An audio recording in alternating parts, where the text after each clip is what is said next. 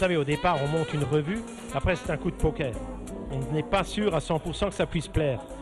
Alors nous, on était évidemment, on s'est dit, il n'y a pas de raison que ça plaise, que ça ne plaise pas aux anciens, parce qu'on a du French Cancan, des choses très traditionnelles, et il n'y a pas de raison que ça ne plaise pas aux jeunes, parce qu'on a des chorégraphes et un metteur en scène qui sont très jeunes et qui vont évidemment mettre une animation qu'on ne trouve pas ailleurs.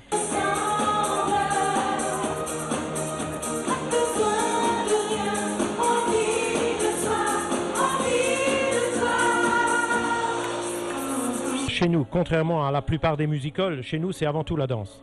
On est quand même le seul musical, d'après les renseignements que j'ai pris, on doit être le seul musical en Europe où on danse 1h22. La plupart des musicals ne dépassent pas 45 minutes de danse et le reste ce sont des attractions, plutôt des attractions de cirque. Alors que moi j'ai toujours insisté, le public, en tout cas moi personnellement, chaque fois que je vais voir un musical, c'est avant tout pour voir danser des danseurs. Et les attractions, je vais les voir au cirque. Alors des attractions, on en a besoin parce qu'il faut bien changer les tableaux et les décors, mais ils sont présents à leur strict minimum. Tout le reste, c'est de la danse, et de la danse très pure, puisqu'on a un chorégraphe qui est donc Ashley Evans et Nathalie Kalkbrenner, qui sont australiens, qui ont les deux 30 ans. Vous imaginez un peu, en plus Ashley Evans, qui est le danseur chorégraphe de Kylie Minogue en Australie, vous imaginez un peu le tempo qu'il va mettre à tout ça.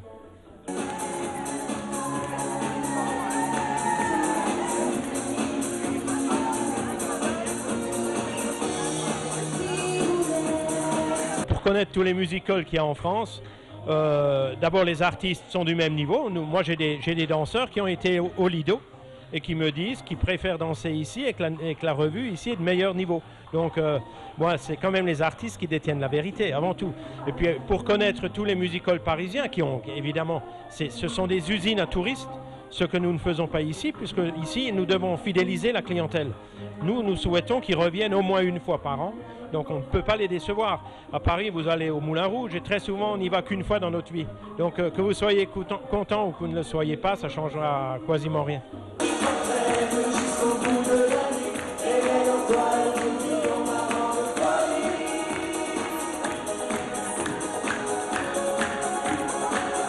Le ticket moyen entre ceux qui mettent effectivement le minimum de 39,50 €, d'autres qui se font un peu plaisir, se situera plutôt autour de 65-70 € en moyenne.